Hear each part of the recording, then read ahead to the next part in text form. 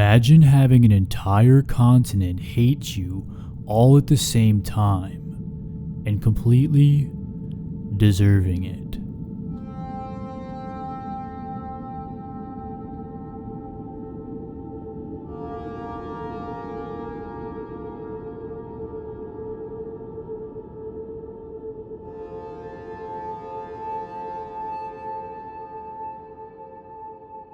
This is not your typical feel-good story, and there isn't really a silver lining either. In this story, the villain wins, and the hero ends up in tears. Through just one act of despicable proportions, Luis Suarez had permanently changed the course of African football. As a result, they would have to wait another decade to reach this stage of a World Cup again. And Ghana ends up getting knocked out in penalties, and it's heartbreaking.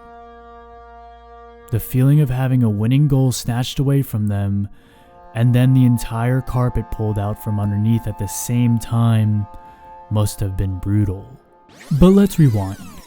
Before Asamoah Gyan stepped up for his penalty, he was Ghana's leading scorer, and had already bagged home 2 vital penalties and a fantastic extra time winner versus USA to carry his country into the quarterfinals. He was probably the most competent and trusted man to take charge of this high pressure moment. Let us put into perspective just how important this penalty was. This was the first time an African nation had ever hosted the World Cup. But despite this, a home field advantage didn't seem to be helping. South Africa, Nigeria, Algeria, Cameroon, and Ivory Coast were all knocked out at the group stage. Basically, all of Africa and anyone who wasn't a Uruguayan was rooting for Ghana to go all the way. It was safe to say that Ghana really was Africa's only hope. Then, Gyan, with the weight of the entire continent on his shoulder, scuffs it. And the rest of the world has to watch Suarez celebrate like a little rat. Remember, this was the same guy who had a particularly controversial moment with Patrice Evra when he called him a racial slur and then refused to shake his hand. There has probably only been a few moments in history that a single person was hated by such a large amount of people all at the same exact time. This handball has got to be one of them. And if all of this wasn't already bad enough, years later, Suarez would admit that he had absolutely no remorse for his actions that day. But here's the big question. Honestly, was he required to be remorseful? Despite feeling devastatingly unfair, Suarez was punished for breaking the rules, receiving a red card, and a penalty was awarded to Ghana. Let's be clear here. This was still a World Cup quarterfinal. That means basically anything goes if it helps your nation win. And if you don't feel that way, personally, I don't want you in the squad for my country.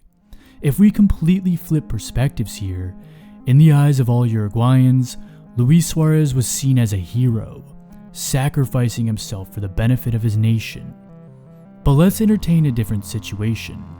Imagine a separate timeline where Adeye's header was a couple centimeters to the left, and instead, it was Fuchile's flailing arm that saved the ball off the goal line. Would the backlash and hate still be the same?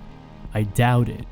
The fact of the matter is that Suarez has accumulated so much bad karma over the decades, from biting to diving to biting again.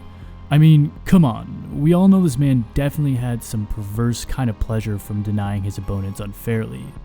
I mean, this dude literally pointed to himself as if to ask the ref, "For me?" Like he didn't just pull off a prime Buffon save.